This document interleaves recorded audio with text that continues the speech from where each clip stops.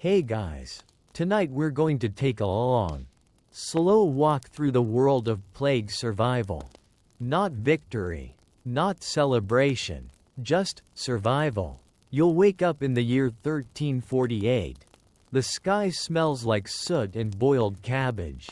And the neighbor's dog has been barking all morning. Not that there's a lot of neighbors left to complain. You've made it through the first wave. But life isn't exactly better now. In fact, it might be worse. There's a cough behind you. You freeze. That's all it takes now. Isn't it? A simple, dry cough, and your stomach flips like a wet cloth slapped against a washtub. So, before you get comfortable, take a moment to like the video and subscribe, but only if you genuinely enjoy what I do here, and let me know in the comments where you're listening from and what time it is right now. Now, dim the lights. Maybe turn on a fan for that soft background hum. And let's ease into tonight's journey together. You're sitting on a rough wooden stool when it happens. A single cough. Not from you, thankfully. No, this one came from Thomas, the carpenter's son. 2 cottages over. You tilt your head toward the sound, pretending not to notice. But it happens again, louder, thicker, with a wet edge that makes your toes curl. It begins like that. Not with a scream, not with a bell, just a cough. The last time someone coughed like that, you were burying your sister behind the mill 5 days later. The air is thick with late summer heat. And something sour rides on the wind, something you pretend not to smell. The plague is supposed to be gone. The bishop declared it, didn't he? Incense was burned, bells were rung, and the children were ordered to sing. And yet, here you are, listening.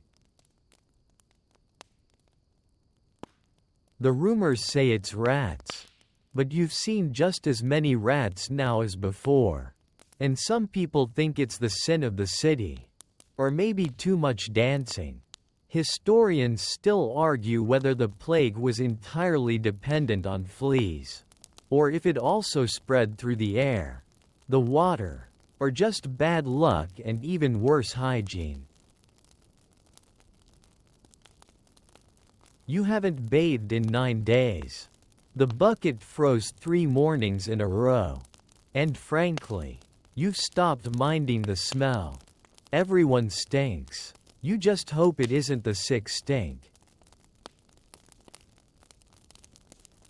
You go to check on your garden, which now consists of 3 onions and a suspicious-looking sprout that might be cabbage.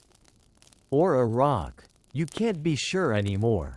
Your breath fogs the air even though the sun's still up.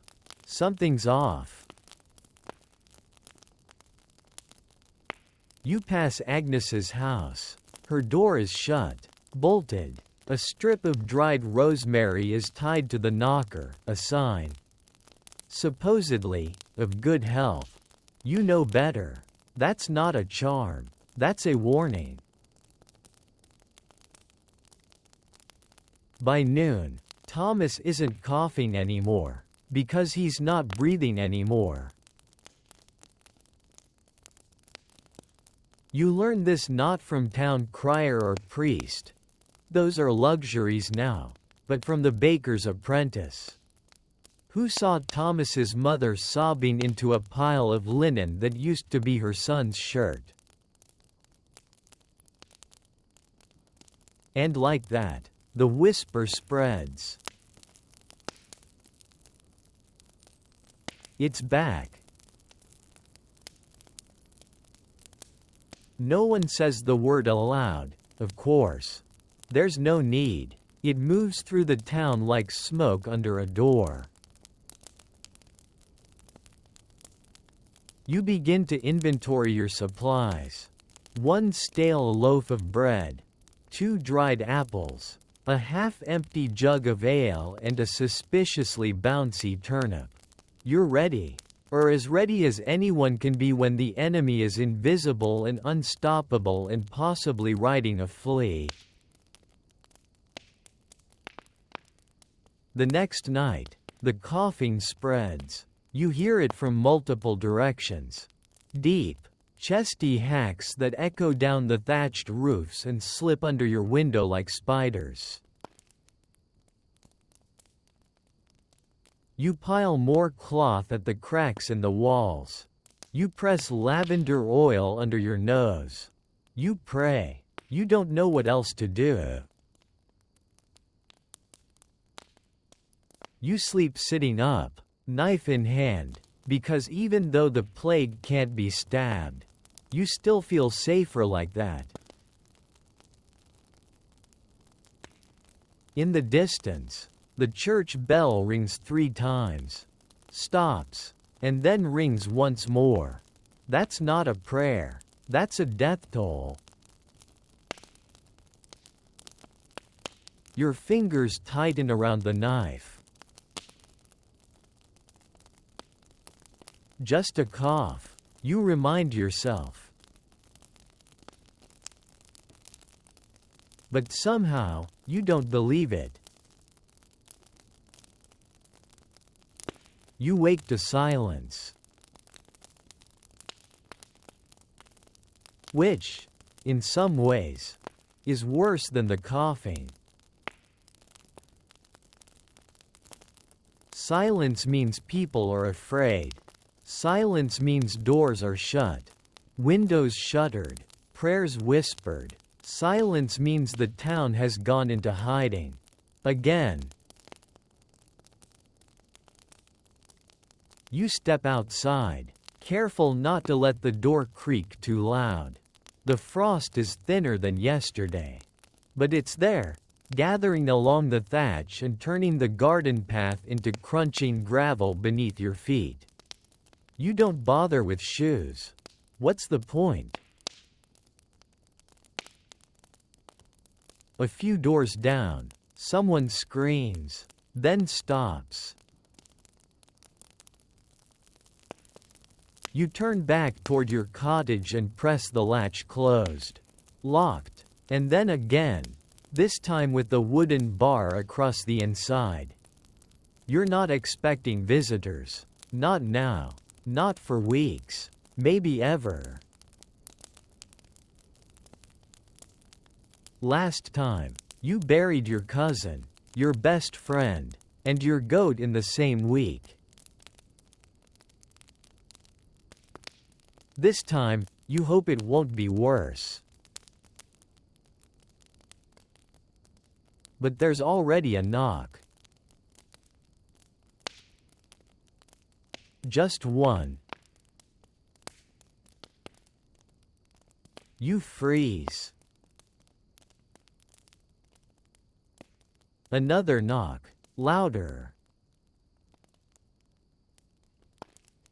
It's not your imagination. Someone is there, and they're not going away.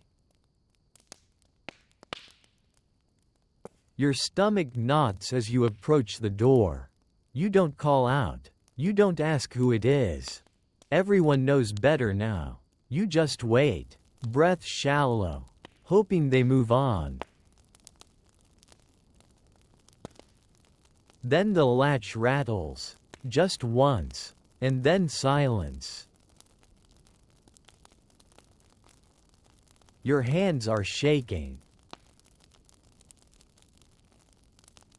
Historians still debate how widespread the door-barring practice truly was. In many towns, whole households were locked in by their neighbors, nailed inside. Actually, if anyone showed signs of plague, the idea was to protect the town. It worked, sort of. For those on the inside, it was something else. You remember Henry and his daughters, nailed in by their own cousin. Smoke rose from the chimney for 5 days. Then nothing. Just quiet. A week later, the cousin returned, prized off the boards, found what was left. The smell lingered for months. So you understand the impulse to check your windows. Every latch, every shutter, again and again. You're lucky, for now. You boil water, though it tastes like copper. You drop in a sprig of dried sage, because someone said it purifies the body. Or was it rosemary? Doesn't matter. You drink it anyway. There's a cough from next door. Louder now.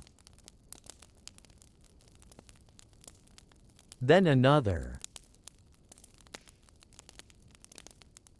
You consider nailing yourself in, from the inside, just to be sure. That night, you sleep in your storeroom with your back against the firewood. It's warmer there, and quieter. You wake once to the sound of footsteps. Not loud ones, just shuffling. Like someone dragging something heavy across wet ground. You don't go to the window. You don't want to know. Somewhere down the road, the carpenter's bell rings. Once, twice, then stops. And then you hear it. A door being nailed shut. The sound of hammering doesn't stop for a long, long time.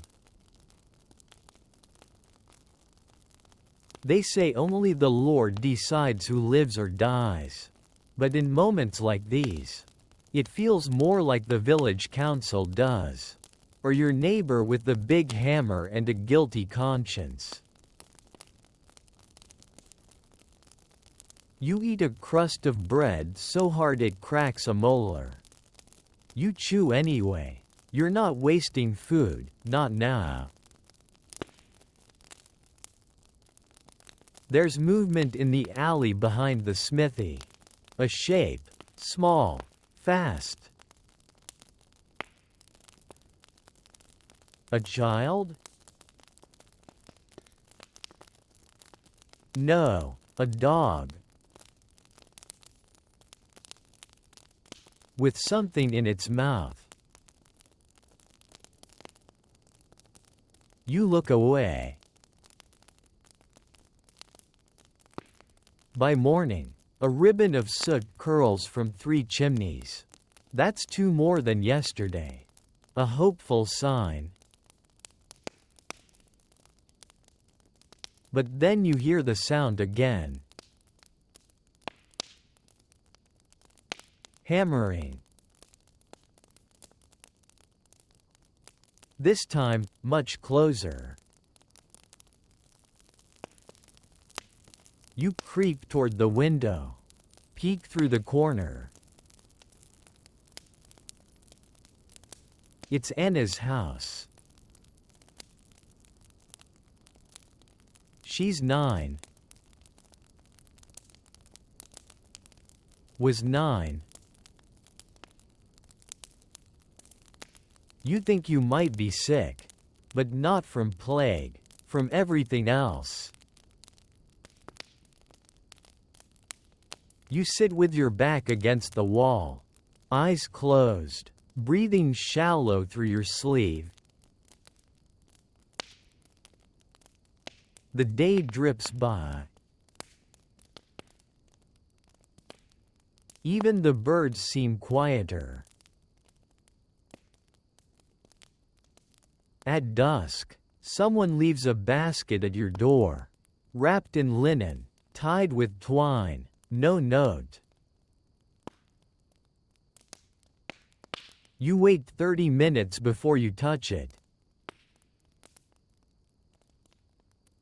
Inside, onions, free, and a wedge of cheese. Hard and old, but not moldy.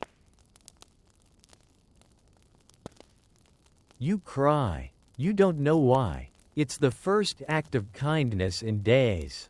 Weeks. Maybe. You eat a slice of cheese and try to pretend it's fresh. You fail. Then you hear the coughing again. Not next door. Inside. Upstairs. Your throat tightens. You live alone. You don't move. You barely breathe. There it is again. A cough. From upstairs. Your stairs creak. Always have. You'd know if someone came in. Wouldn't you? The cottage is small, 2 rooms. Really, the main space, and the loft above, no cellar, no secret doors. You built it yourself after the last fire. You glance at the ladder to the loft. It's still empty. No shadows, no movement. Another cough. It's short, sharp, almost muffled, like someone trying not to cough. You hold your breath. And wait. Nothing. Your mind spirals. Could someone have slipped in while you were outside? Was there a window unlatched? The back shutter sometimes sticks. You pick up the knife. Not that it'll help against sickness. But still, there's something reassuring about the weight. You climb the ladder slowly, step by step, avoiding the squeaky rungs. The loft is cold, dusty, just a mat of straw, an old cloak, and a few cracked bowls. No footprints, no visitors, no sick child hiding under the blankets. Just silence. You exhale. Maybe it was the wind. You descend and secure the hatch behind you. A leather strap pulls tight. That's enough paranoia for one night.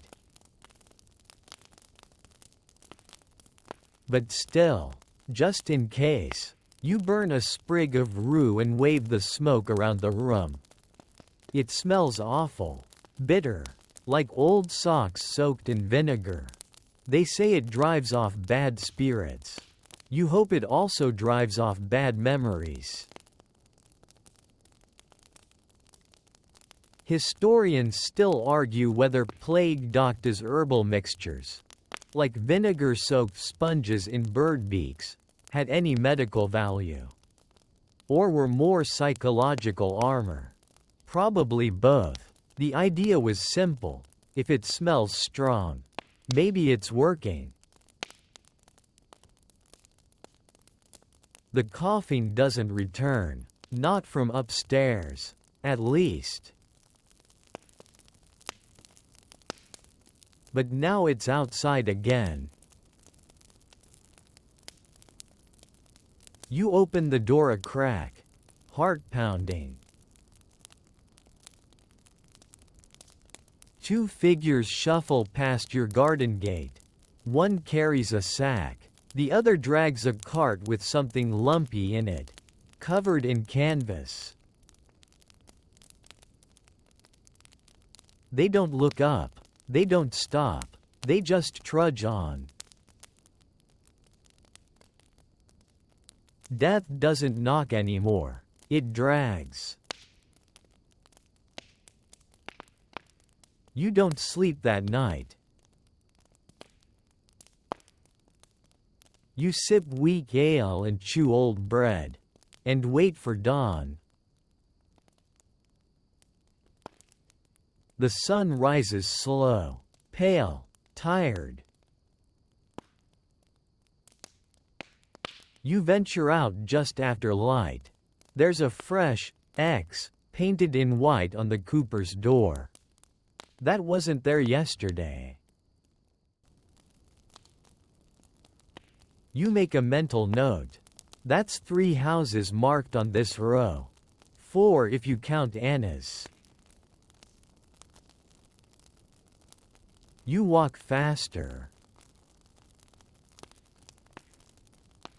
Today is church day. Not because it's Sunday, but because the priest promised holy water. He also promised it would keep the sickness away if applied before noon and paired with 7 Our Fathers. You pass a woman scrubbing her threshold with ash and salt. She doesn't look up. You pass a boy tossing rose petals into the wind. You don't ask why. Everyone has their thing.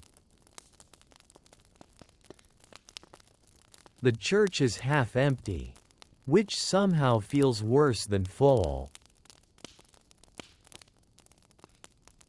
The priest wears gloves. He doesn't offer communion by mouth anymore. Just dips the wafer in a wine that smells suspiciously of vinegar and slides it onto your palm.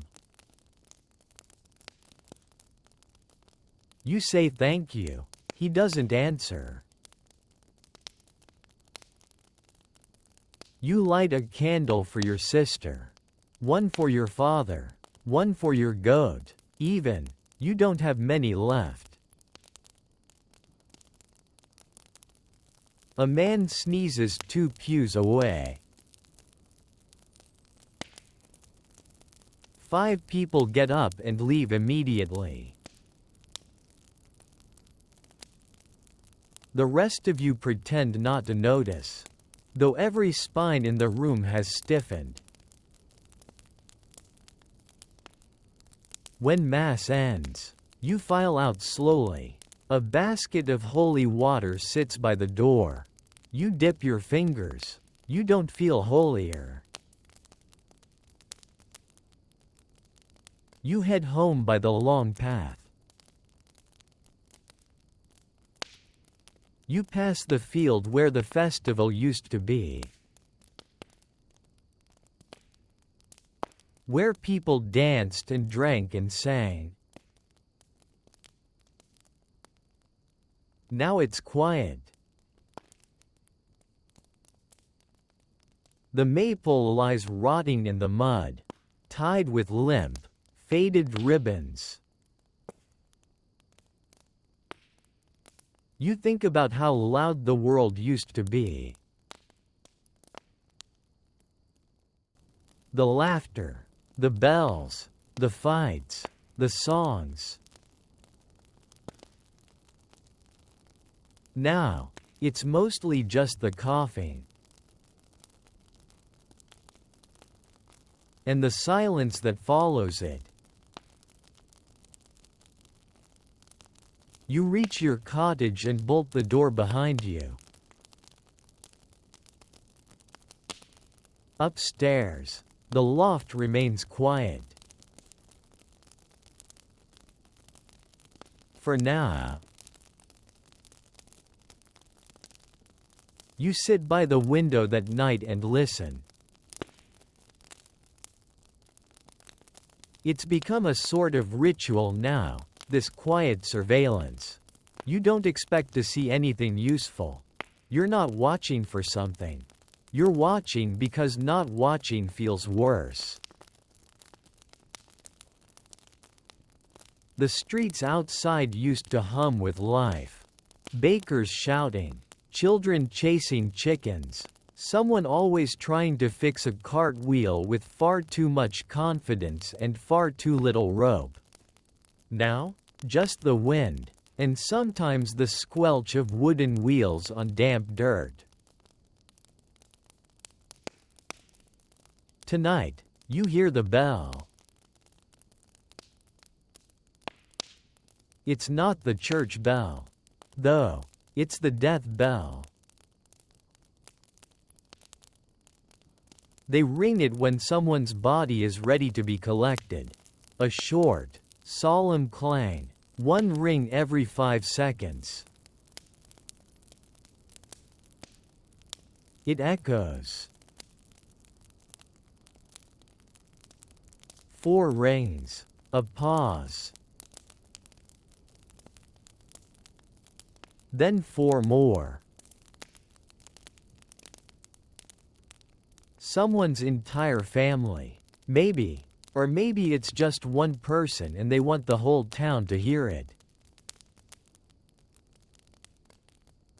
The sound settles deep in your chest. You press your forehead against the glass, fogging the corner. From here, you can just see the cart at the end of the lane. It's there every night now. Covered in rough cloth, wheels worn smooth, pulled by a man with a face like he's already halfway gone. No hat, no gloves, just thick hands and eyes that don't meet yours. He stops at the door with the painted X.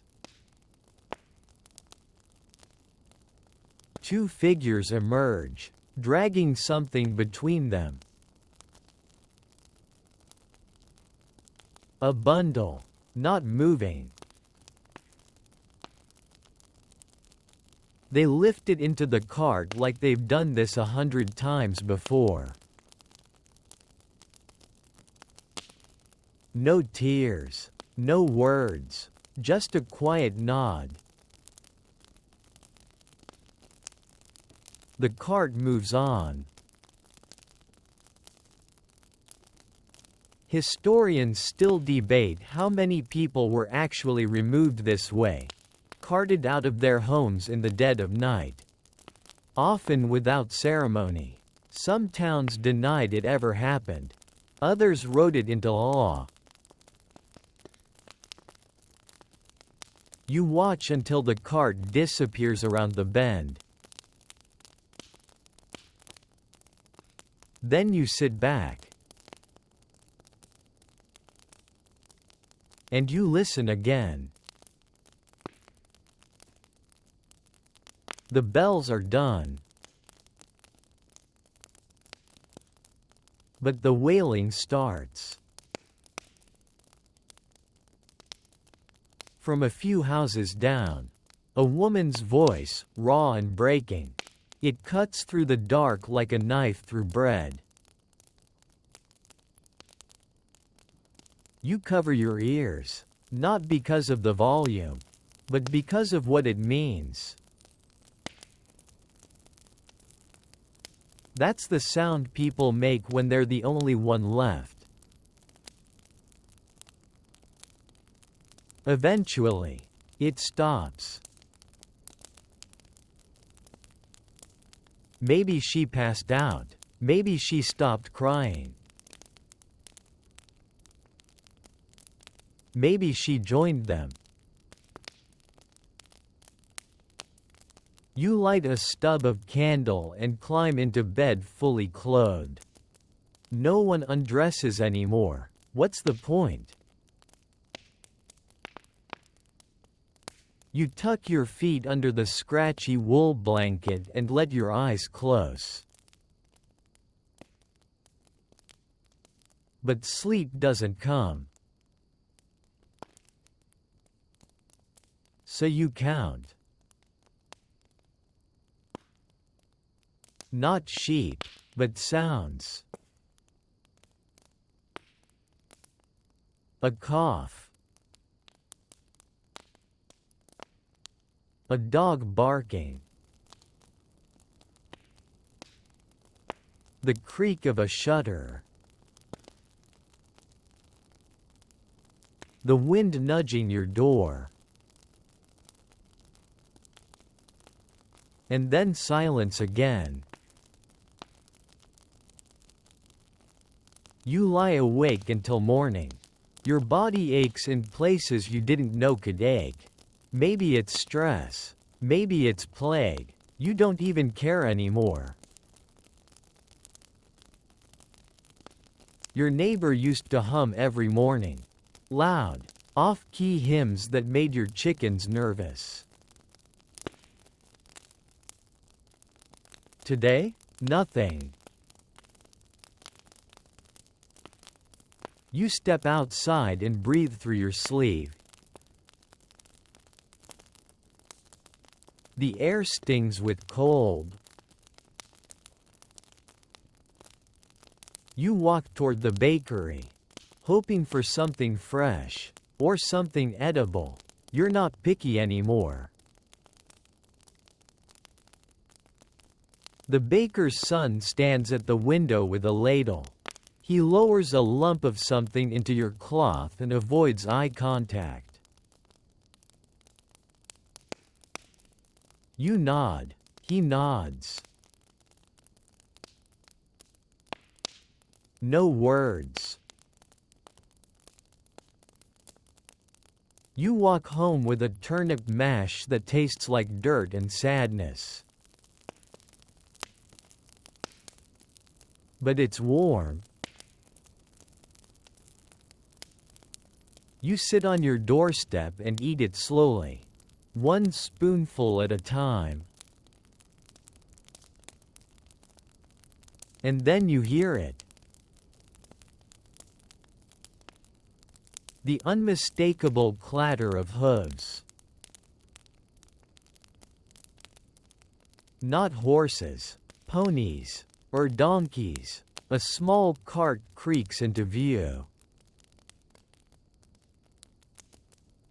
Atop it, a figure in black robes, a wide-brimmed hat, and a mask shaped like a bird's face. The plague doctor. Your soup cools instantly in your hand. You weren't expecting him today. No one ever is. The plague doctor doesn't stop right away. He trundles slowly past your cottage, head angled slightly downward, the long beak of his mask bobbing like a grim metronome. Behind him, the donkey pulling the cart seems just as reluctant as you to be part of this visit. Its hooves kick up frozen dirt, and every step sounds like a verdict. You sit very still. The doctor glances up and stops. You hold your breath, unsure of the rules. Do you wave? Do you run? Do you just pretend to be a decorative barrel? He turns the cart around. You curse quietly under your breath, something about onions and fate, and stand. He pulls up beside your fence. Neither of you says anything for a long moment. You stare at the mask, at the glinting glass eye holes, the stiff folds of leather gloves, the robe that has seen too many winters. He speaks first, voice muffled and hollow. Anyone inside? No, you reply automatically. Anyone sick? No. Anyone new? No. He nods once. It's impossible to tell if he believes you. He'll leave some powder, he says, reaching into his satchel. Mix it with vinegar. Breathe it in. You nod. You don't plan to breathe anything in. He hands you a pouch that smells like feet and firewood. Then clucks to the donkey. It groans and resumes walking. And just like that, he's gone. Historians still argue whether plague doctors were medical professionals, civil servants, or simply anyone willing to wear a creepy mask and not die for a few days.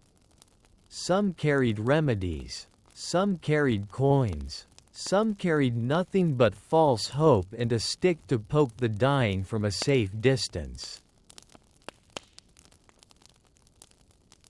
You hold the pouch in your hand and debate lighting it on fire. You settle for leaving it near the hearth, just close enough to feel useful, but far enough that you don't have to smell it. The town feels quieter after he leaves. You notice it more each day, like the world is holding its breath, waiting to see who's next. You go inside, check the windows again, sweep the floor for the third time, though it's already clean. Then you sit and wait. You do a lot of that now. Waiting. Not for something good, just for something else. The coughs next door have stopped. You're not sure if that's a good sign. You keep thinking about the doctor's question. Anyone new? New how? New to the house? New to the sickness? New to the idea that everything might end soon? You stare at the ceiling, at the rough wooden beams you carved yourself last summer, back when life was more wood chips and less existential dread. Then something moves. Just a flicker of shadow outside the window.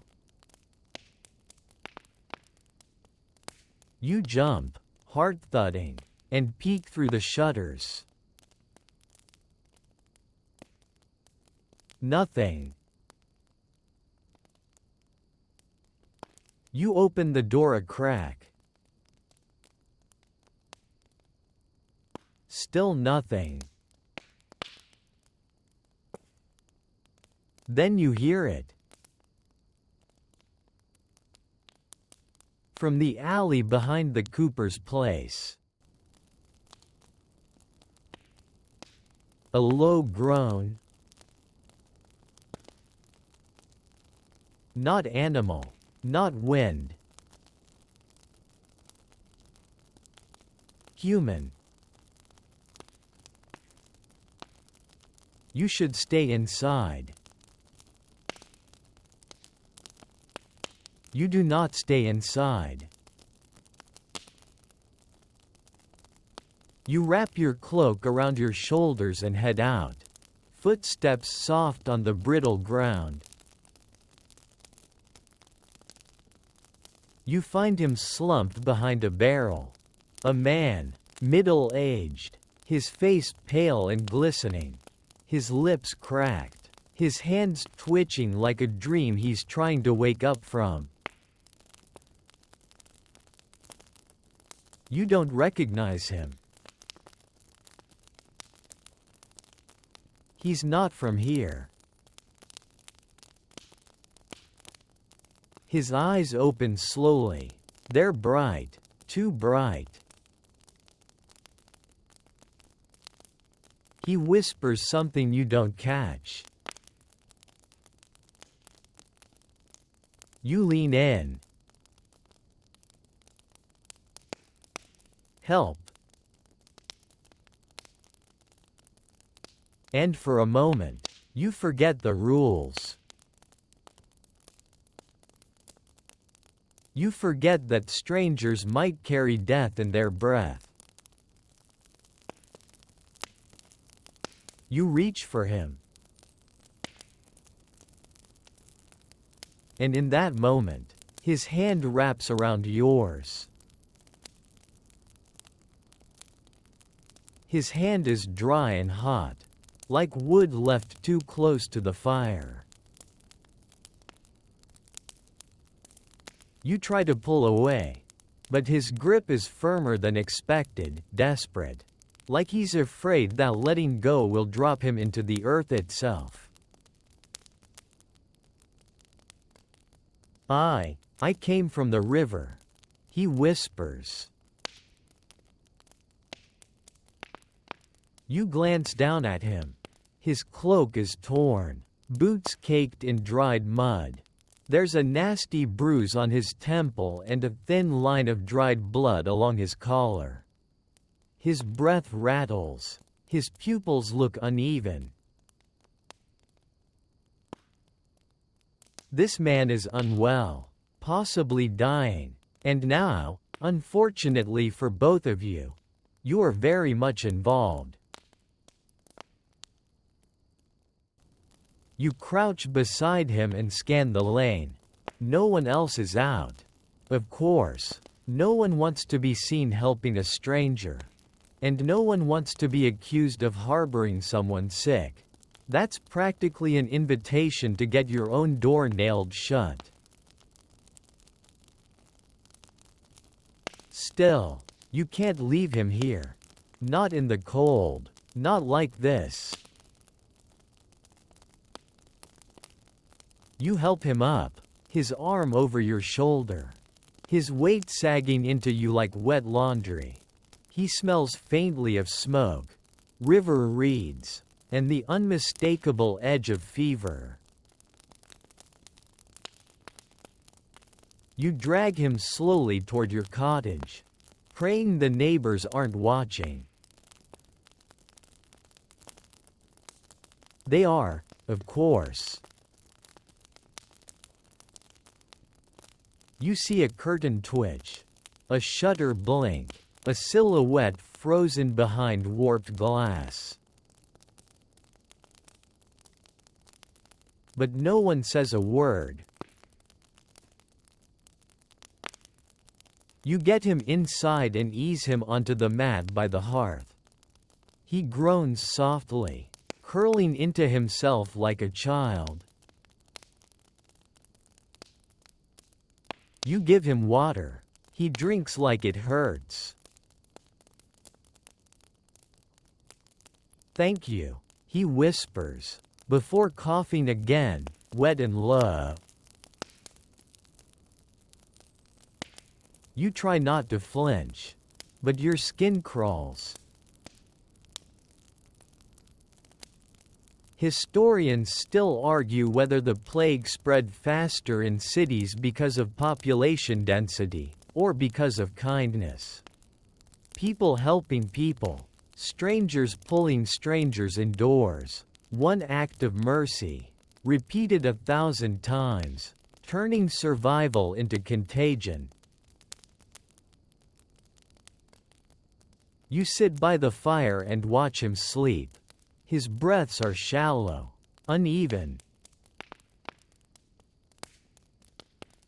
Maybe it's not plague, maybe it's exhaustion, or injury. You tell yourself that until it sounds almost convincing.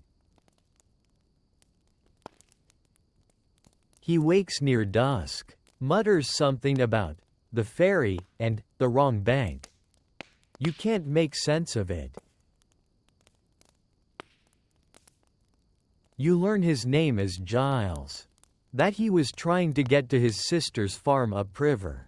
That he hasn't eaten in 2 days and swam part of the way after bandits took his mule and cart. You offer him the last of your onion broth. He cries while eating it. It's awkward. You pretend not to notice. That night, you dream of bells. Loud, clanging bells that never stop. You wake up sweating. He's still asleep. You cover him with your spare cloak and slip outside. Just for air. The sky is a bruise of blue and gray. Frost on the fence posts. A dead sparrow on the path. You walk to the well. Fill your jug, and almost don't hear it. A cough.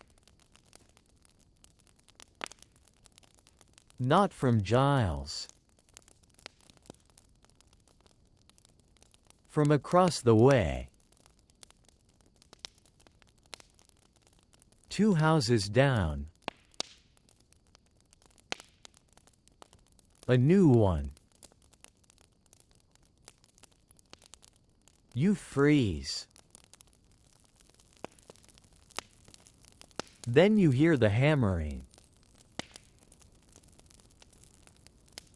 It's beginning again. Another door. Another family. You turn back toward your house. A neighbor is standing at your gate. Old woman, widow, knows everyone. She doesn't smile. Who's the man? She asks flatly. No one, you say. He's coughing. No more than anyone. She doesn't blink, just stares.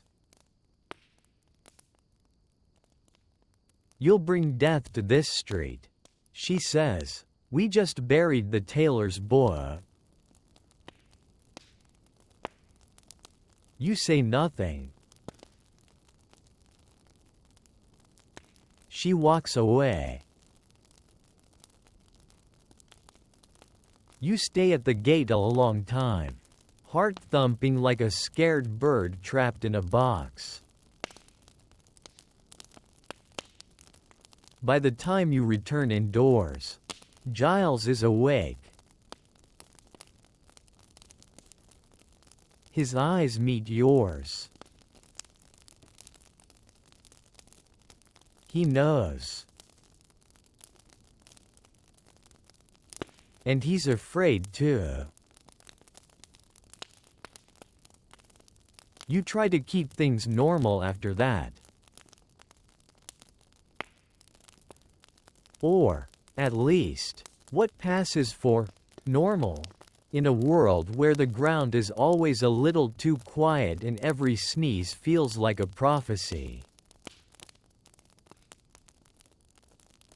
You make tea out of crushed bark and dried mint. It doesn't taste like anything, but the warmth helps Giles sit upright. You give him the last half loaf of bread. He thanks you like you just handed him a gold coin. I can work, he says hoarsely, halfway through chewing. I was a stonemason. You nod politely. What would you even have him build? A new chimney? A stronger fence? A wall to keep out death? Probably all of the above. He sleeps most of the day. You sit near the fire and pretend not to worry. But your ears are tuned. You listen for the sound of a change in his breathing. A shift from hoarse to something wet and fatal. It doesn't come. Not yet. Instead, you hear something else. A low thud in the distance. Then another. You step out. Follow the noise. At the monastery, just outside the village gate, the monks are digging again. There's always digging. The brothers wear long brown robes and wrap cloth across their faces. They move like old men, even though most of them are young. You recognize Brother Arnulf. He helped bury your cousin last spring. He nods at you, doesn't speak. You nod back. The graveyard has doubled in size. And now, they're digging outside the fence. Too many bodies, not enough space. Historians still debate whether monks were some of the greatest heroes of the plague, risking their lives to bury the dead, care for the sick, and record what little history remained, or whether they simply had no choice. When you take vows, you don't get to choose your plague assignments. One monk drops his shovel and sits hard on a tree stump. He's shaking. Another stands over a body wrapped in cloth. It's small, a child, maybe 5 or 6. You look away. When you get home, Giles is sitting up. Where'd you go? He asks. Graveyard, you say. He nods, doesn't ask more. Was it full? It's always full. The next morning, you both rise before dawn. The air is thick and bitter. You boil water, scrape up the last bit of salted meat, and try to act like this is a house and not a waiting room for something worse. Then Giles coughs. You freeze. So does he. It's dry. Just once. But it's enough. You both pretend it didn't happen. That afternoon, you walked to the river. Alone. The monastery looms in the distance. Bell tower casting a long shadow across the frozen field. You stop at the riverbank. The water is still moving. Sluggish but not frozen. You see the ferry pole abandoned by the shore. A single rope tethering it to a tree stump. You sit on a flat rock and close your eyes. The wind hums. There are no birds, no insects, just the faint creak of wood from the old dock. Then a voice. You shouldn't be out here.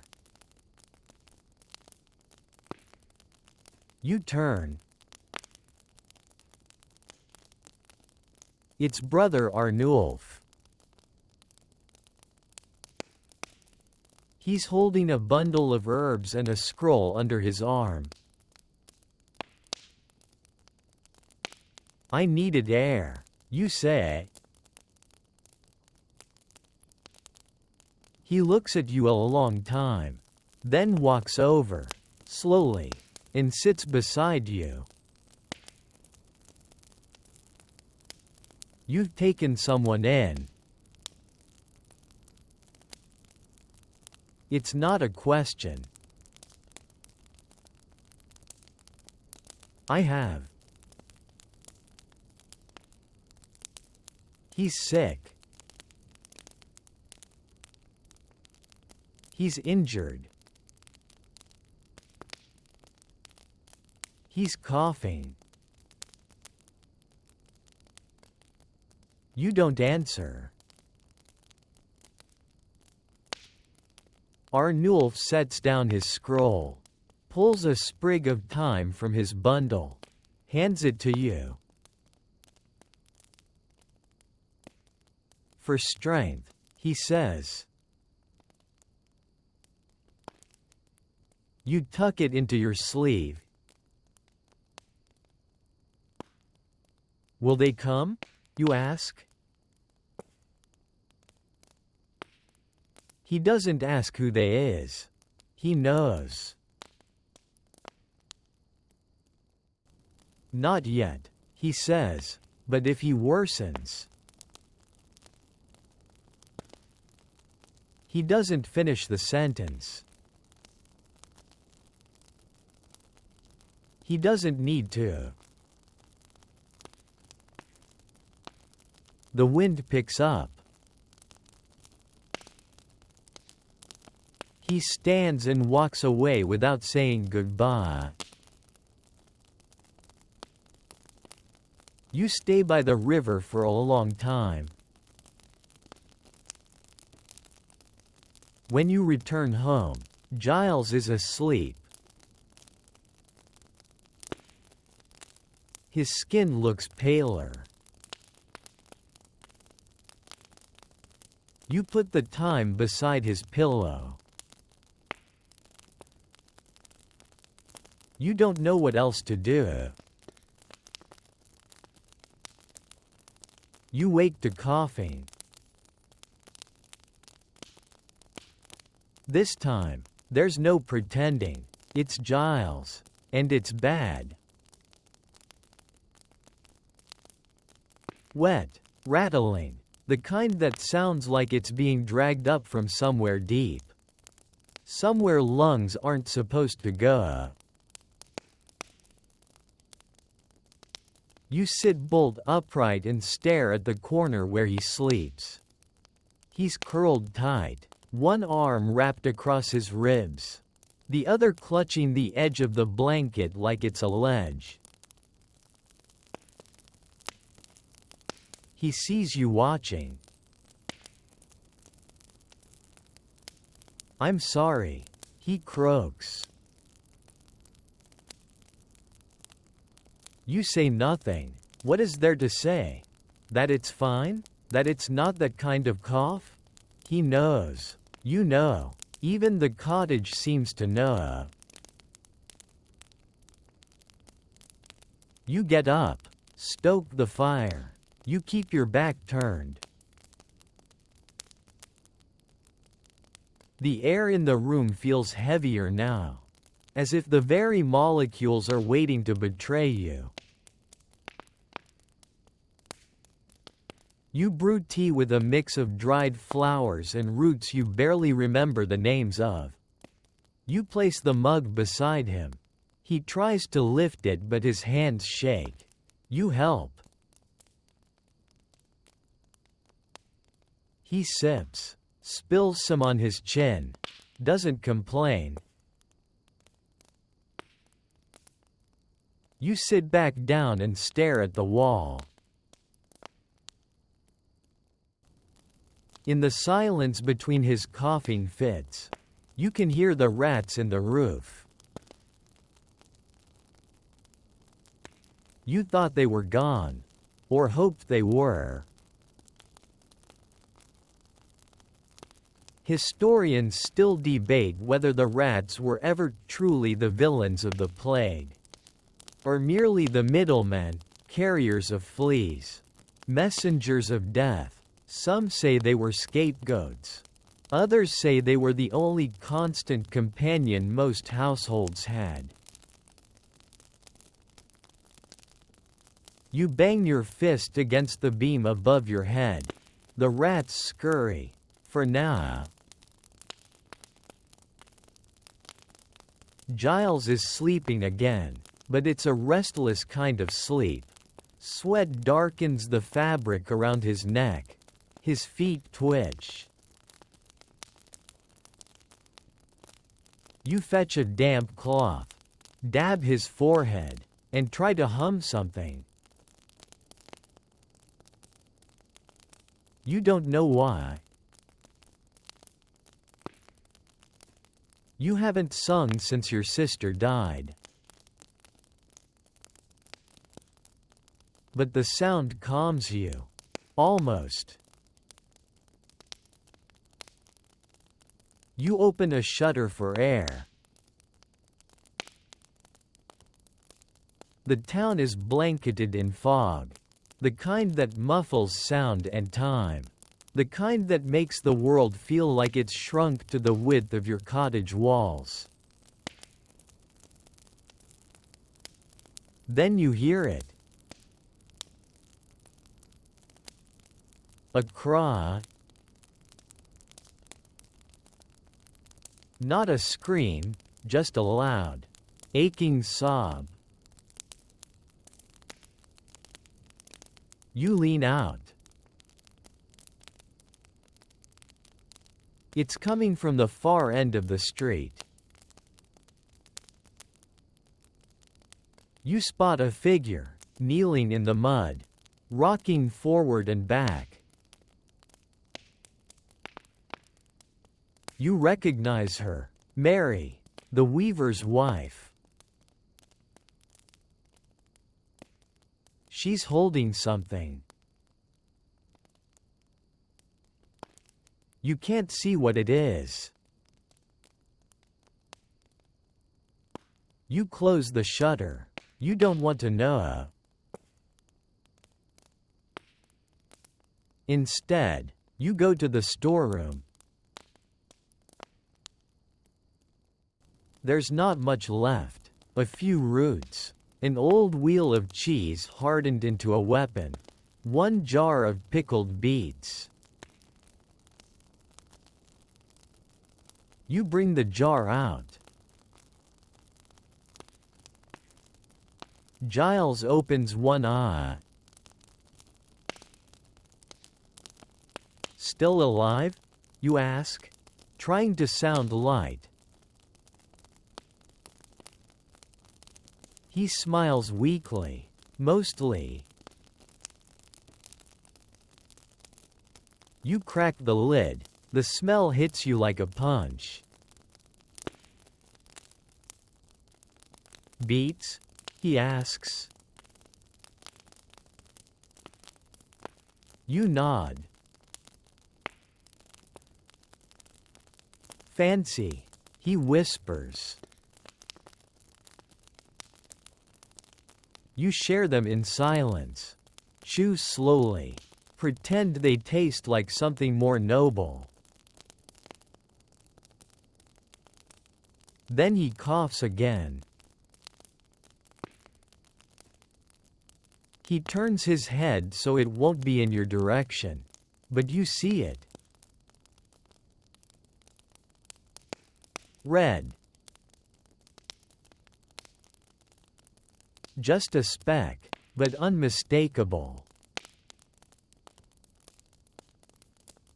Blood. You don't say anything.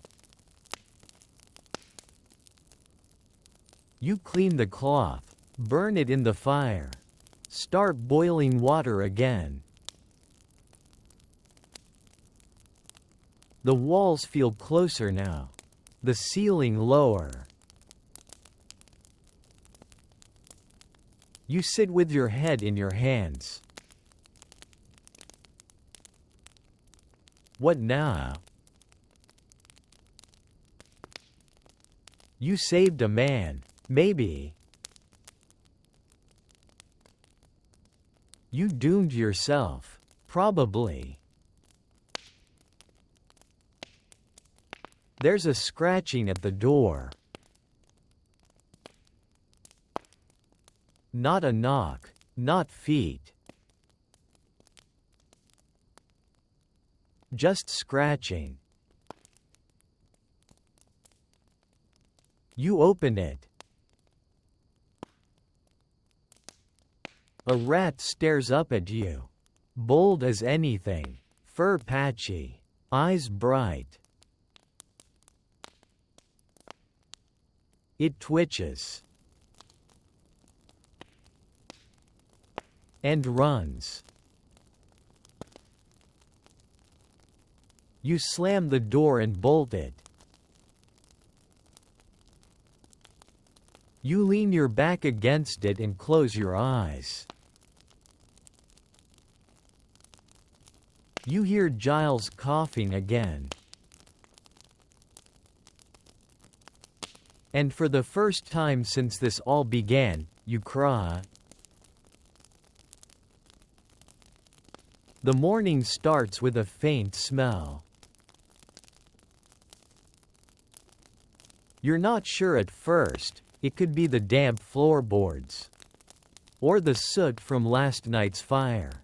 But as you stir from your uncomfortable slouch against the hearth, you catch it again.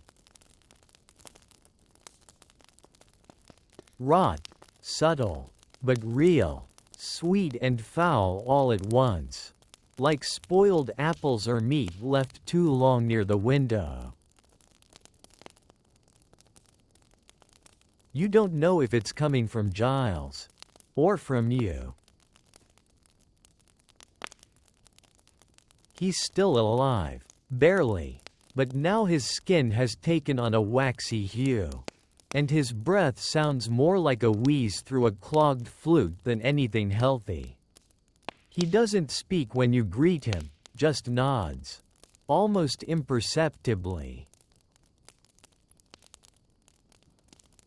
You clean his brow. Again, you've stopped flinching at the sweat. At the way his fingers clutch the blanket with the strength of a man falling from a cliff. Outside, the world is quieter than ever. Even the birds have stopped. You peek through the shutter. A cat sits in the middle of the road, unmoving, just staring. It's always the animals who notice first. You go back inside and pull the cloth tighter over your nose. The rats are back.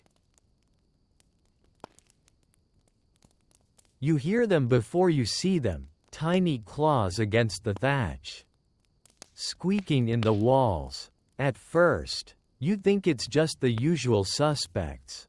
But then you spot one.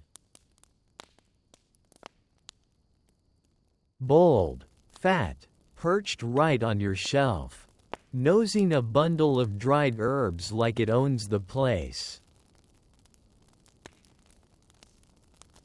You throw a boot at it. Miss. It scurries behind the basket of onions and disappears. You sit on the floor and laugh. A short, dry, humorless laugh. Because of course, the rats would return now.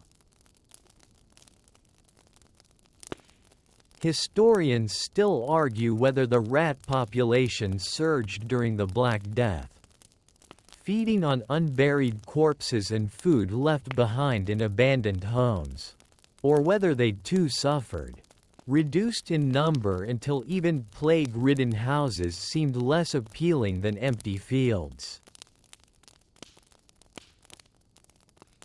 All you know is this: they're here. They never left. They never leave.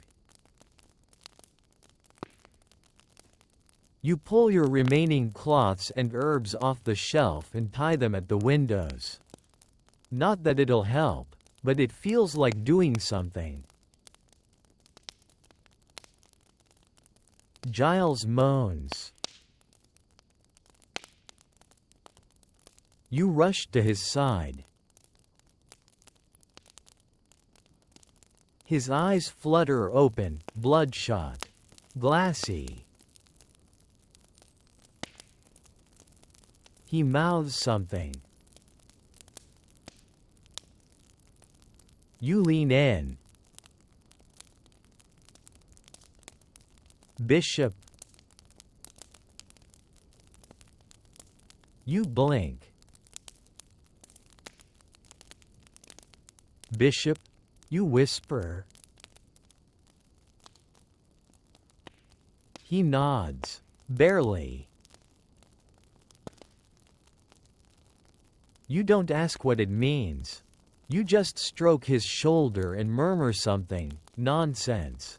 Really, words that sound gentle and slow. He fades back into sleep. You step outside for air. A mistake.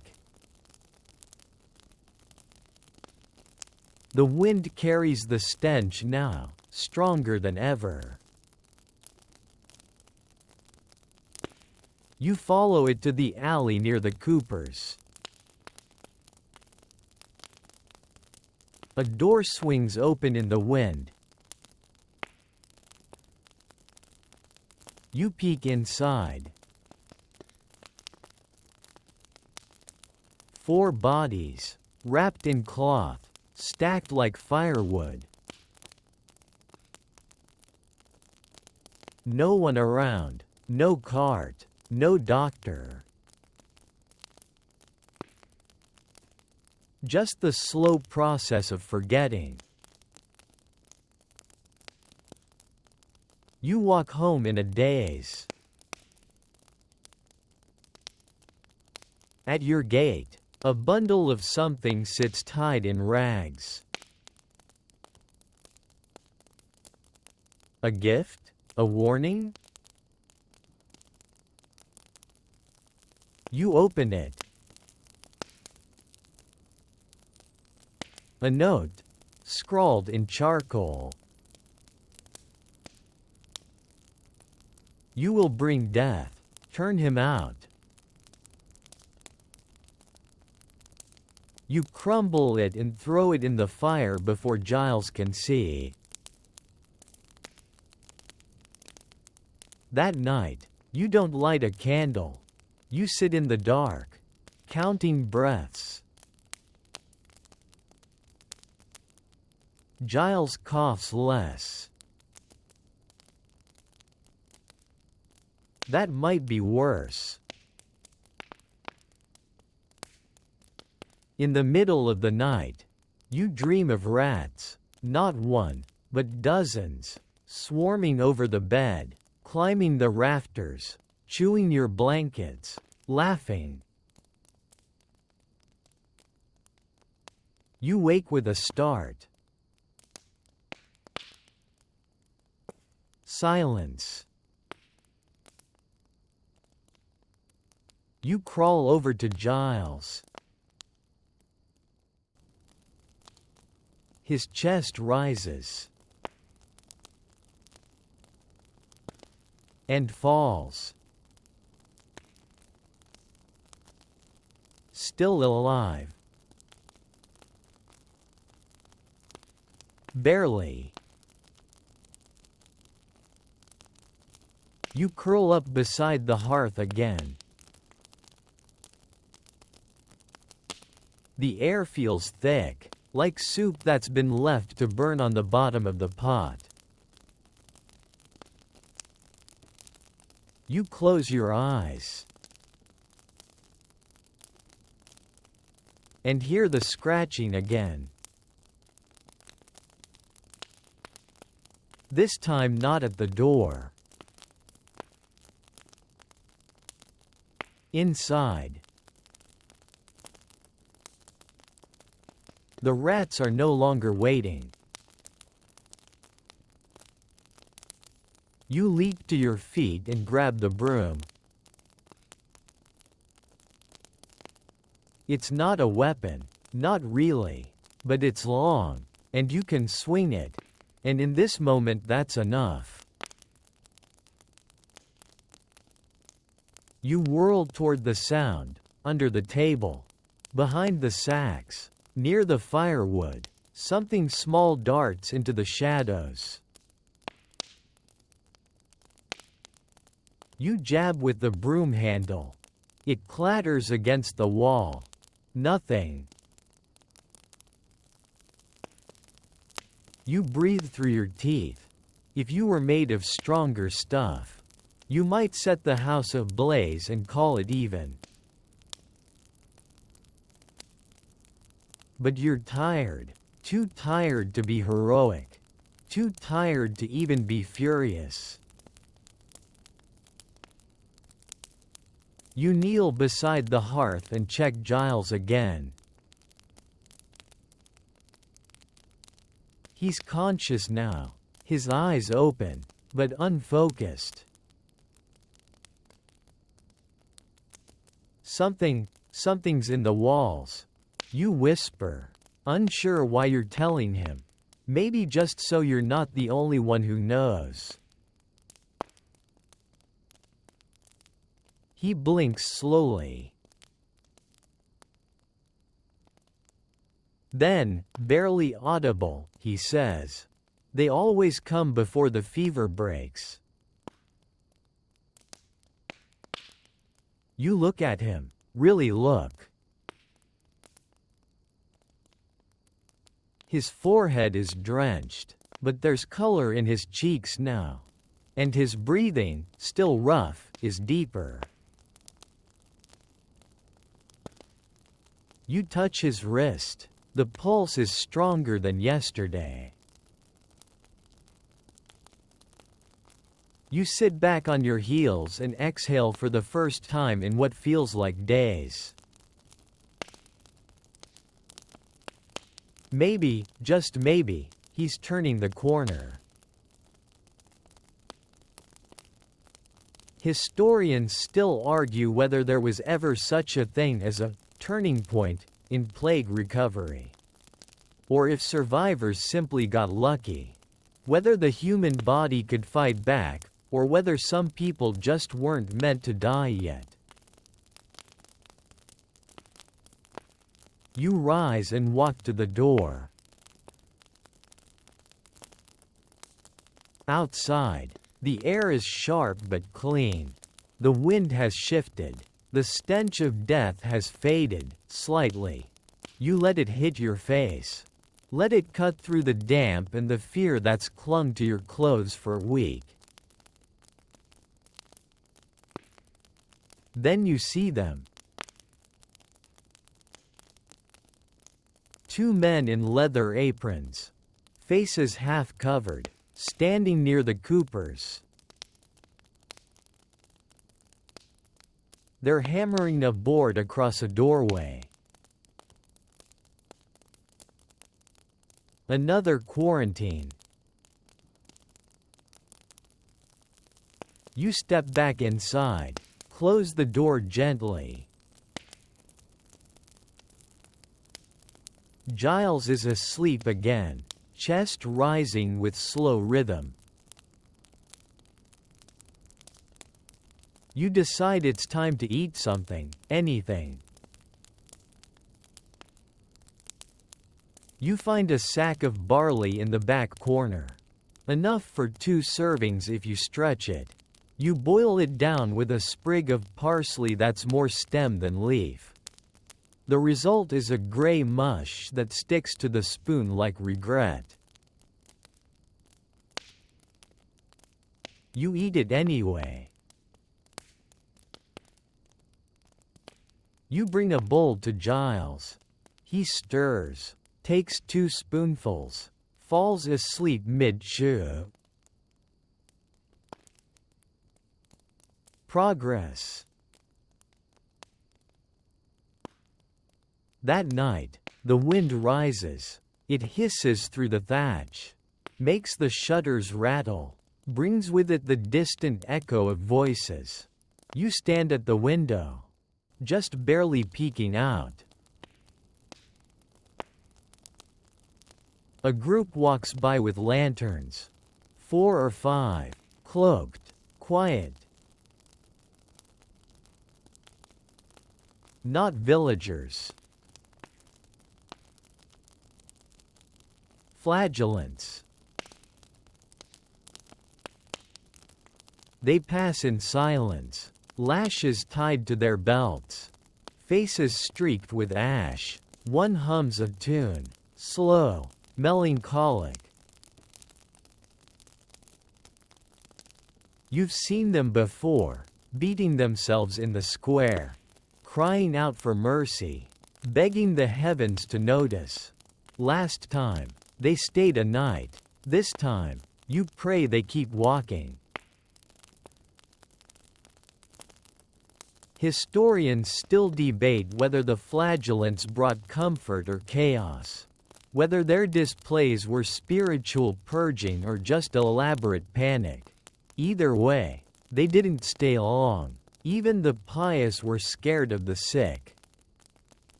You bar the door. Again, you check the windows. Again, you place the broom beside the bed, just in case the rats return. You sleep lightly.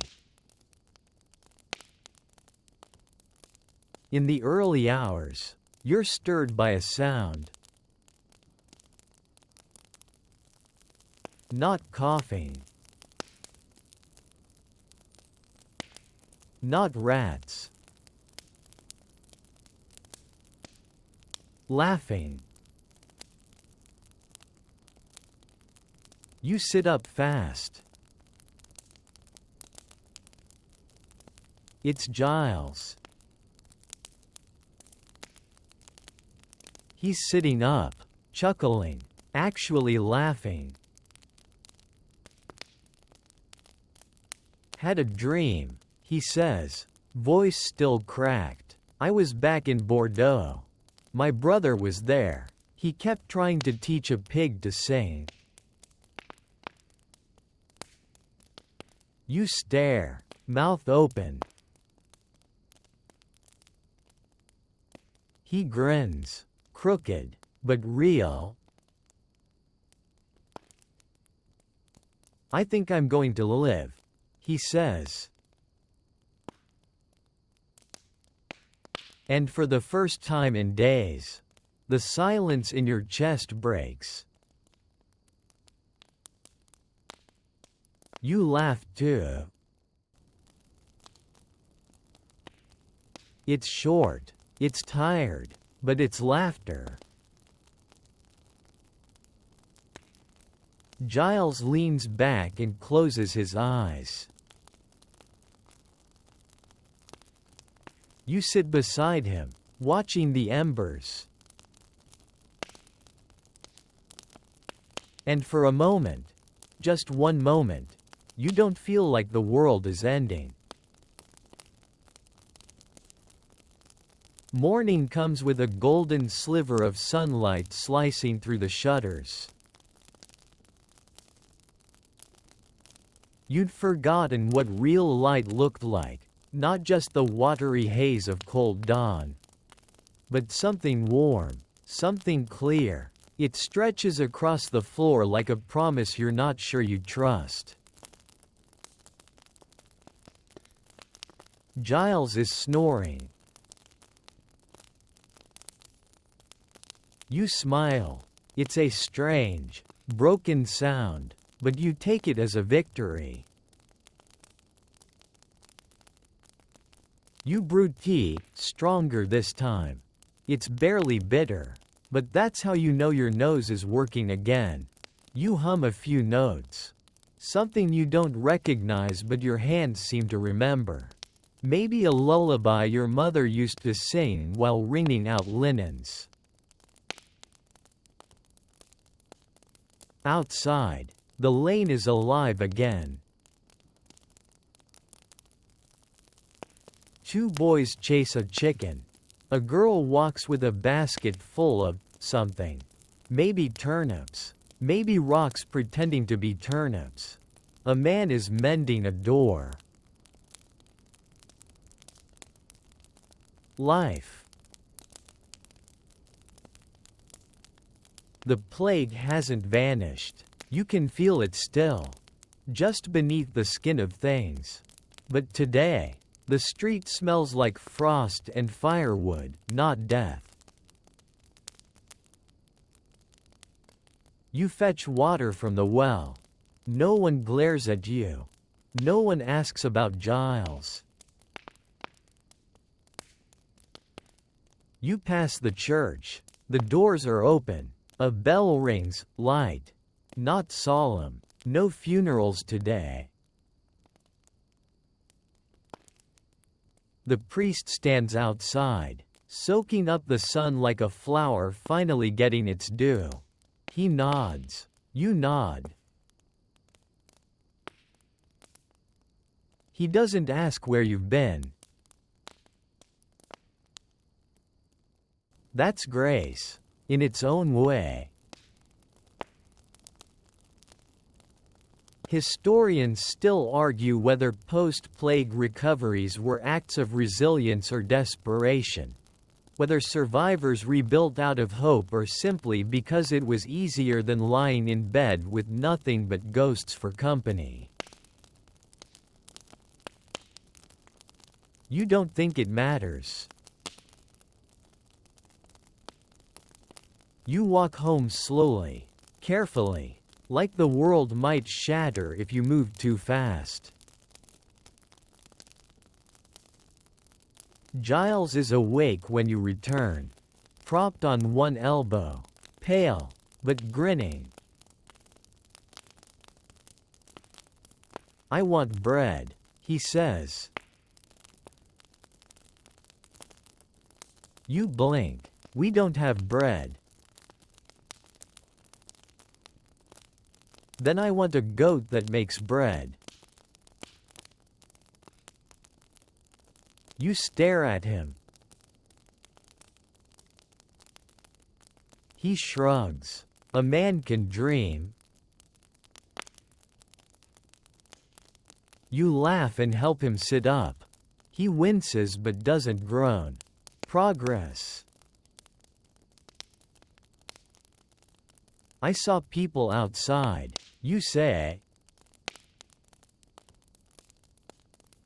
He raises his eyebrows. Alive ones?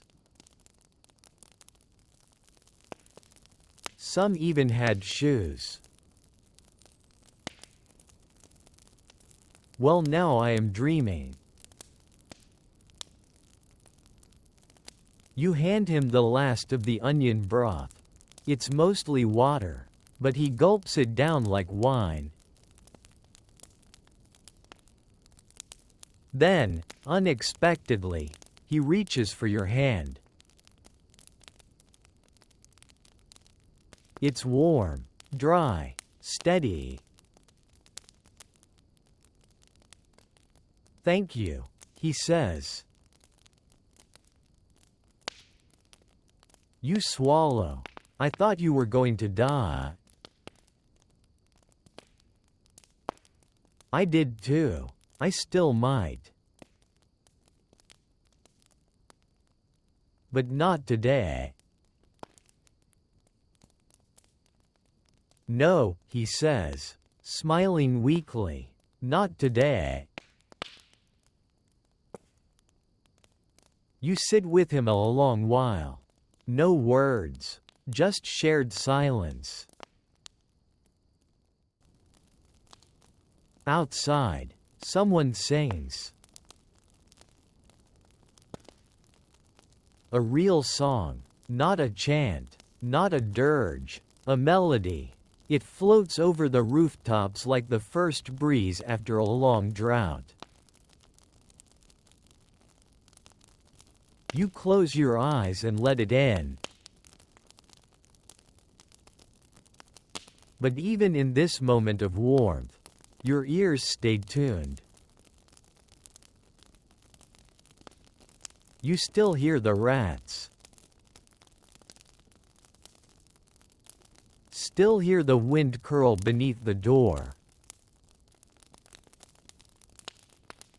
Because survival doesn't erase what came before. It just builds around it. You take the broom and sweep the floor. Not because it's dirty, but because it feels good to make something clean again. Giles drifts to sleep. You stand in the doorway and let the light touch your face. And then, just before you step back inside, you hear it. A cough. Not from Giles. From across the road. Short, sharp. The kind that twists your stomach like a knotted rope. You close the door. Bolt it gently. You place another log on the fire. Because you know what's coming. You don't open the shutters that day. What's the point? You know what's out there. More coughing. More whispers. More of that slow, sick sound of people trying to pretend they're not afraid. Giles sleeps. Not deeply. His breaths hitch sometimes. But he's no longer coughing blood. And his skin has moved from waxy to merely concerning. That counts as progress. You sit at the table. Hands wrapped around a warm cup of nothing. Just water you boiled to feel like you were doing something useful. Then the bell rings. Not the church bell. Not even the death bell. This one's smaller. Faster. It jingles.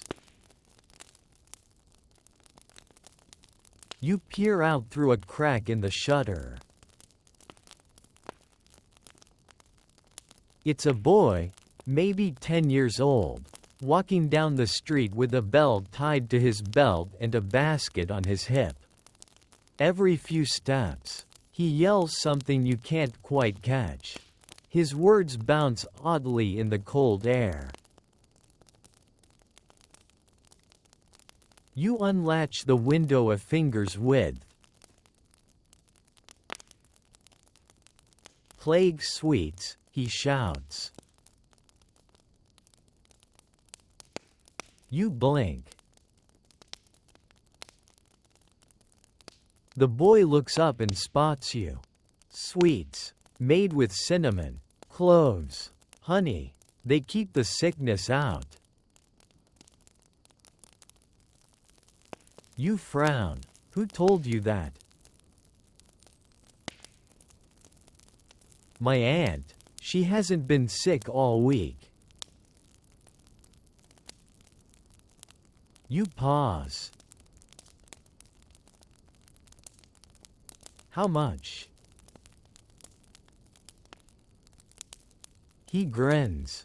2 buttons or a sharp knife. You disappear inside. Return with a half-rusted spoon. He accepts it like it's treasure. Drops a sticky lump wrapped in waxed cloth on your stoop. And moves on. You don't eat the sweet. Not right away. But you carry it back inside like it's sacred. Giles is awake. You hold up the sweet like a magician producing a rabbit. For you, you say. He raises an eyebrow. Is this how I die? You smile. Maybe, but it'll taste better than turnip mash. He takes a bite, chews, and blinks. Is that nutmeg? You shrug. I didn't ask questions. Bold strategy. He finishes it, licks his fingers, and says nothing more. You sit in the silence, a companionable one. Then a knock at the door. You freeze.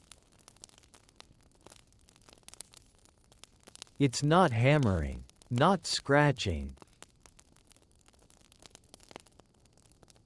Just a knock. You glance at Giles. He nods. You open it slowly.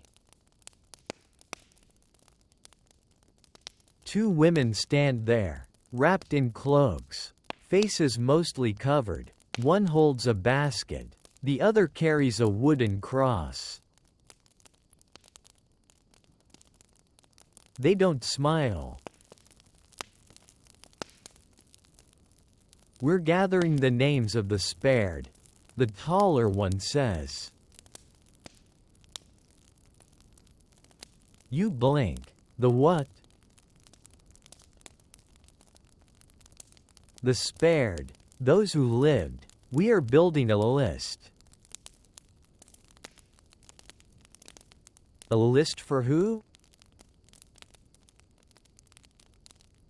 She doesn't answer. The second woman speaks. We also bring herbs. For protection. A bundle for every household untouched. You hesitate. We're not untouched. They pause. You're still alive, says the first. You count. You accept the bundle. It smells like rosemary, sage, and something sharp, maybe garlic, maybe regret. They move on. You close the door and hang the herbs above the lintel. Giles chuckles. A list of the spared? You nod. Sounds like the start of a very short book. Or a very long prayer. That night, he eats more broth. You sip boiled water and watch the shadows stretch across the floor like long fingers. Outside, the boy with the bell is still walking. Still shouting. Fewer people open their doors now. You hear a door slam. Then hammering. Another quarantine. You saw. Giles lies back on the mat, eyes half-lidded. Do you think this ends? He asks. You don't answer. Historians still debate when the plague truly ended, or if it ever did. Whether it left towns because it burned through everyone it could, or because something, somewhere, just changed. You tuck another log on the fire. You sit beside it. And wait. Like always. You wake to the sound of bells again, but not from the church. Not the mournful clang of death. And not the child's cheery jingle. This is different. Multiple bells, clattering in chaotic rhythm, shouting, "Tu!" You throw on your cloak. Press your eye to the shutter's crack. And there they are. The flagellants have returned. This time, they're in full procession. 20, maybe 30 of them, all marching slowly through the main road. Robes stained with ash and blood. Barefoot, despite the frost. Some carry torches. Others swing ropes against their backs with each step, rhythmic. Practiced, like they've done this 1,000 times. You can hear the whistling sound of the lashes through the air. You flinch with each one. Giles stirs behind you. They're back? You nod without turning. They were here before? He groans, sits up slowly. In Bordeaux, they stayed a week, ate all the dried figs and started fights with the fishmongers.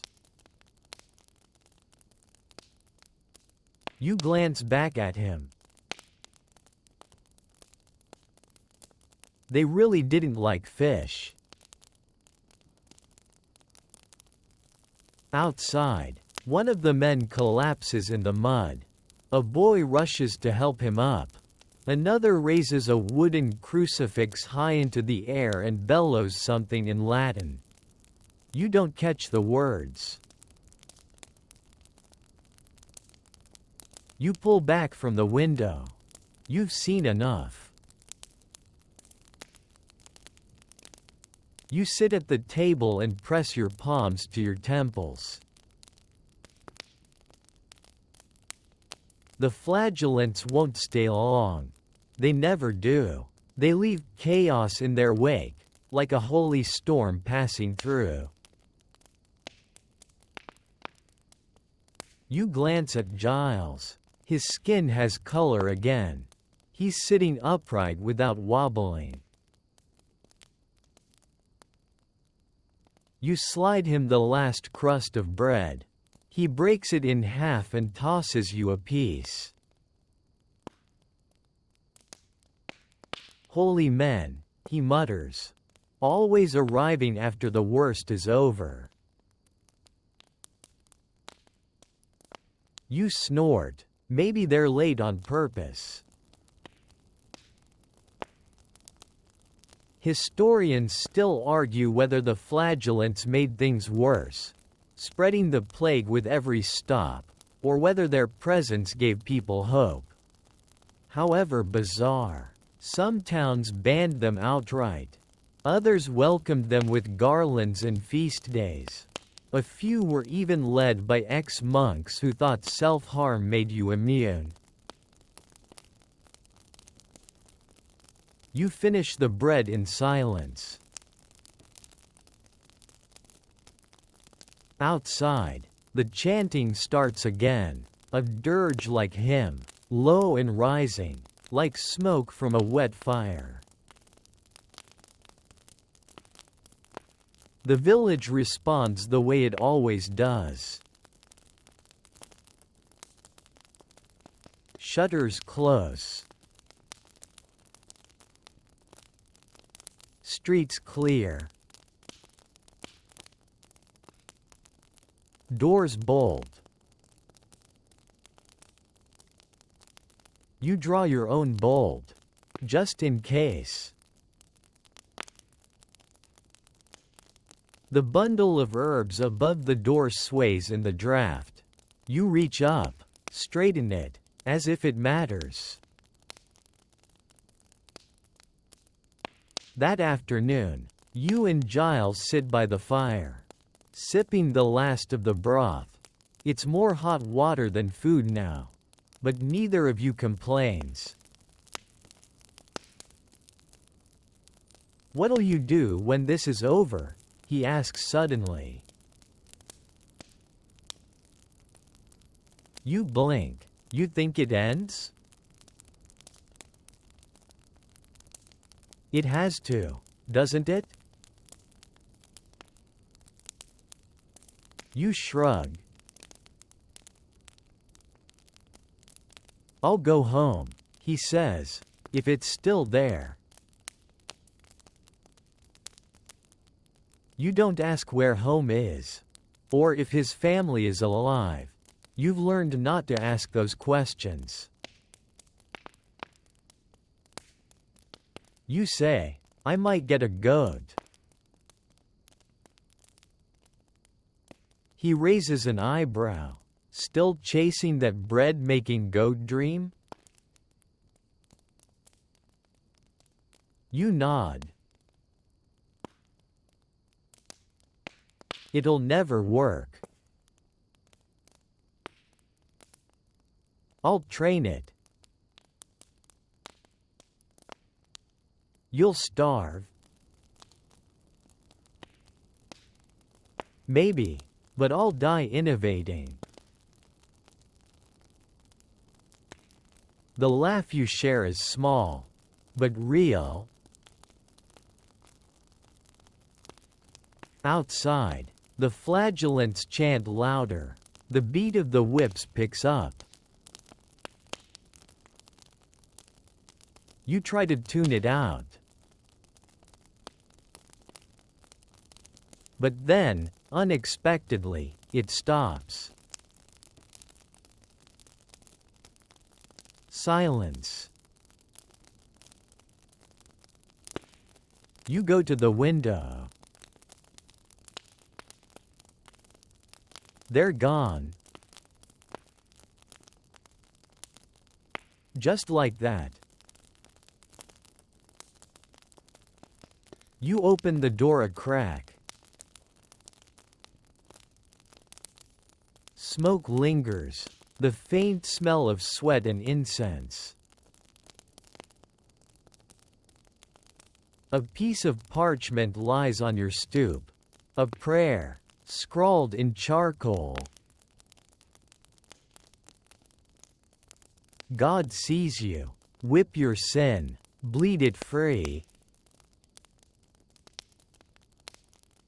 You tear it up and toss it into the hearth. You return to Giles, who is already nodding off again. You sit beside him. And, without thinking, you hum something soft. Not a hymn, just a tune. Something old. The kind of sound you make when you're trying to keep something, someone, alive. That night, the wind howls. Not a gentle breeze, not a sleepy whisper, a full-throated, banshee shriek that rattles the shutters and sets the chimney to groaning like a ship in storm. You stay close to the fire. So does Giles. The flames cast long shadows across the walls, flickering with the kind of nervous energy that makes you feel watched, even when you're alone. He hasn't coughed in hours. That's the good news. The bad news? Neither of you can sleep. You feed the fire with the last of the dry kindling. The rest is damp and hisses like snakes when it burns. Tell me a story, Giles says, voice quiet. You glance at him. Why? Because it's dark. Because the wind sounds like a widow crying. Because I'm not dead yet. And I'd like to remember what people used to talk about. You lean back against the stones of the hearth. All right, you say. Once, when I was 10, I tried to sell pebbles to travelers. Told them they were sacred. Giles chuckles. Did they buy them? 3 did. One came back furious when his donkey slipped in the mud. That's ambition, he says. Spiritual mud. You both fall into silence again. The wind pounds the roof. A shutter bangs once, then twice, before you wedge it shut with a spare log. You try to imagine the sky above your cottage, whether the stars are visible, or if the clouds have swallowed everything again. Historians still argue whether medieval villagers looked to the stars for hope, or just for direction, whether astrology offered meaning in the plague years, or just distraction from the ever-present fear. You look to the fire instead. The stars feel too far away. Then, midway between thoughts, you hear something you haven't heard in weeks. A knock. Not frantic, not panicked. Just knock, knock. Giles sits up straight. You both freeze. No one knocks anymore. You look to him. He gestures toward the broom. You nod. You approach the door. Press your ear to it. A voice. Please, just water. It's young, female, trembling. You hesitate. Giles whispers, "She might be sick." She might not be. He says nothing more.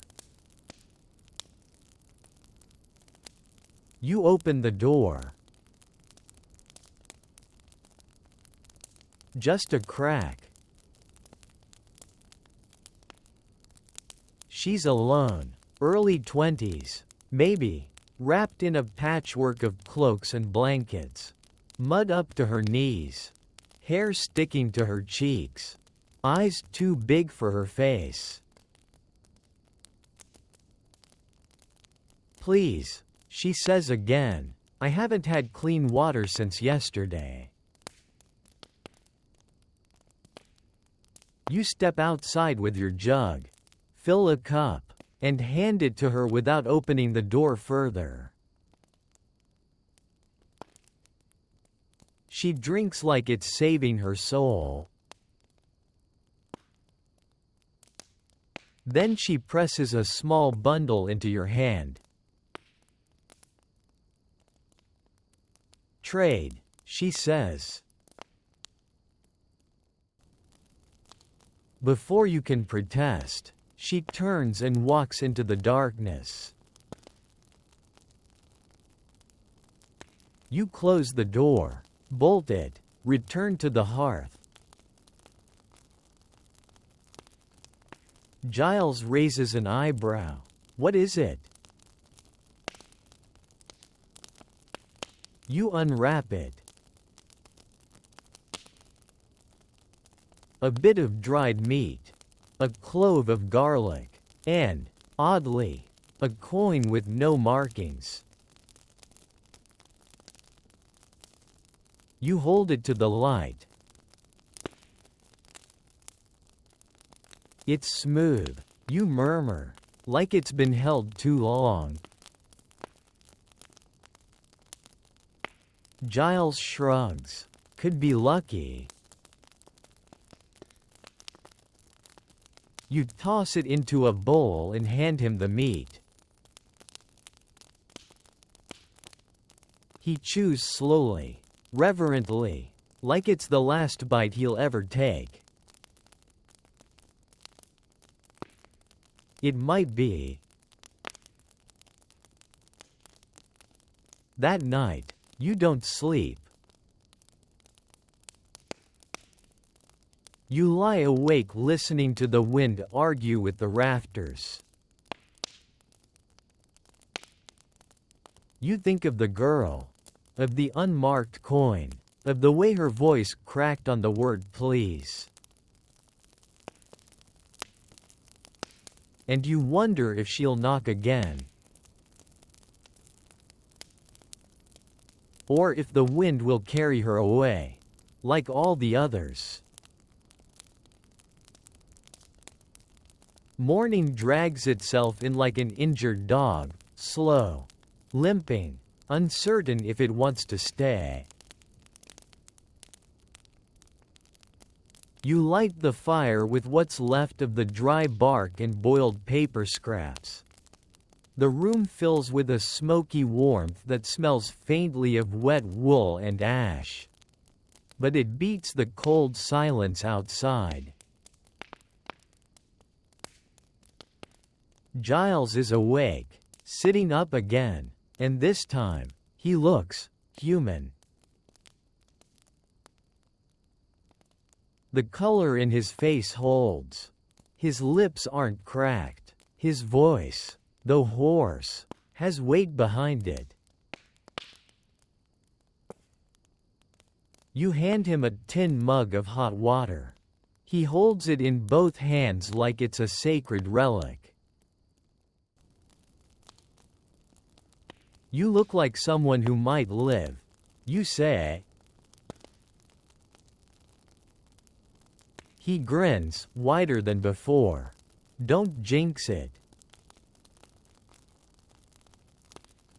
You don't.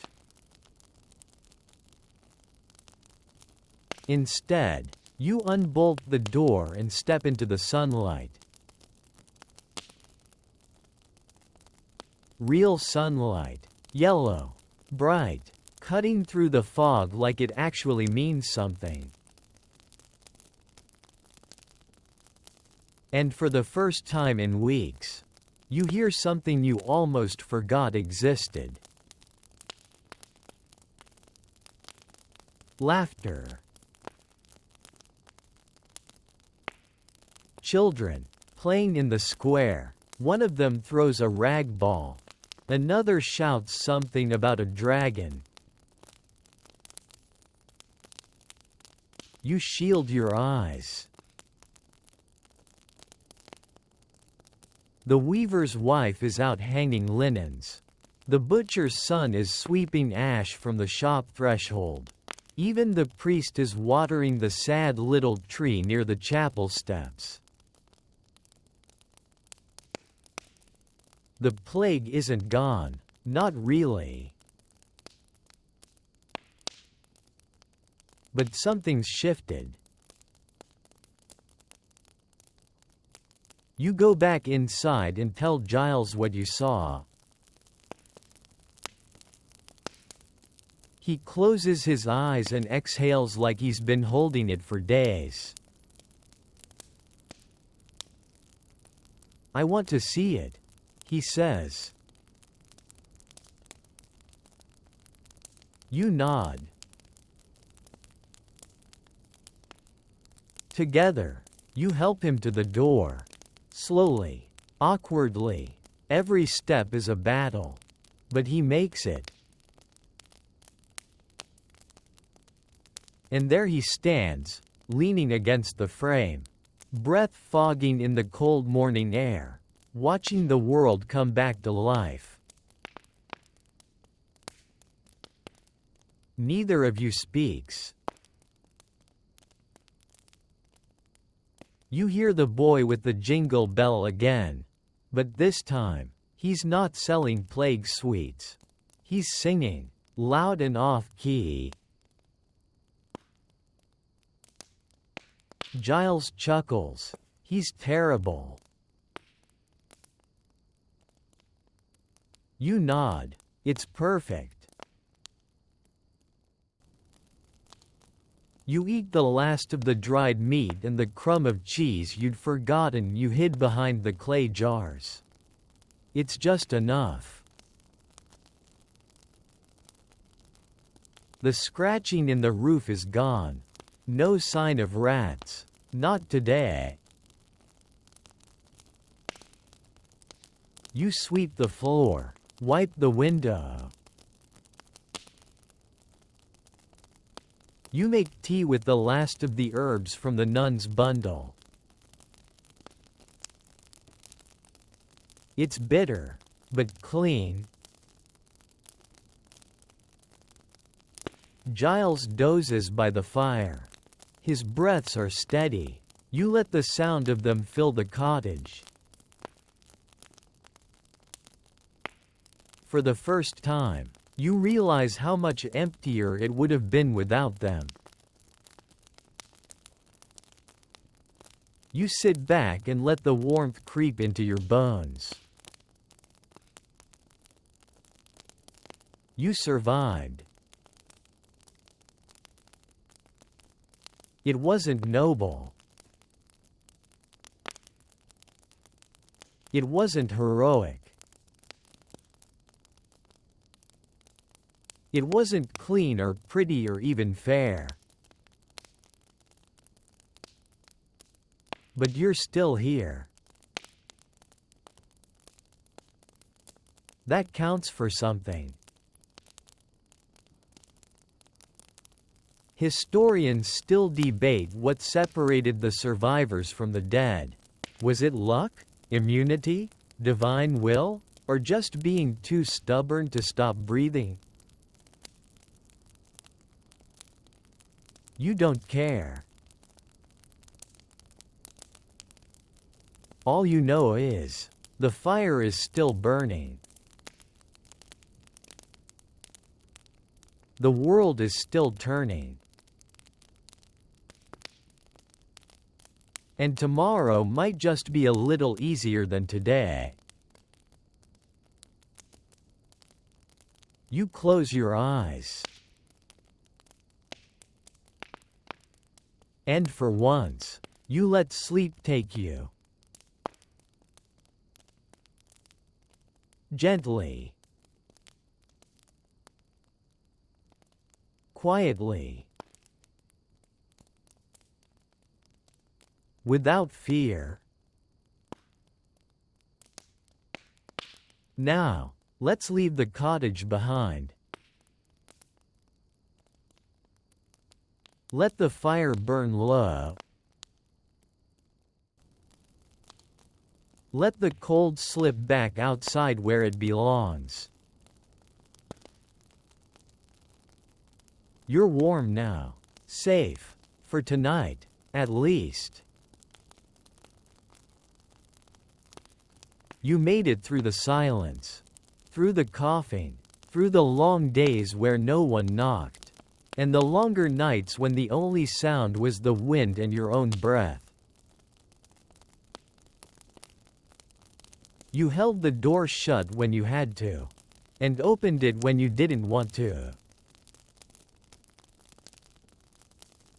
You carried someone else's weight. And somehow didn't collapse under your own. You saw things no one should see.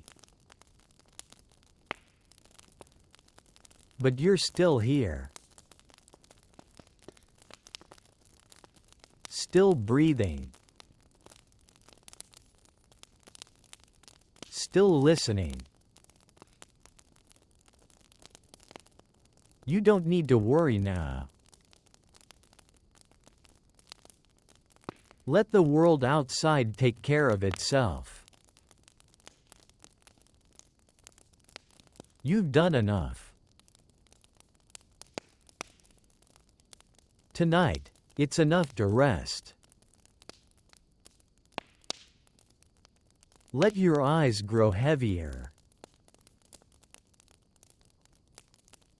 Let your body settle. The rats are gone, the fire is warm, the shutters are closed, and the stars, though hidden, or out there, twinkling just beyond the clouds. Tomorrow can wait. For now, breathe slow and let sleep take you. You've earned it. Good night.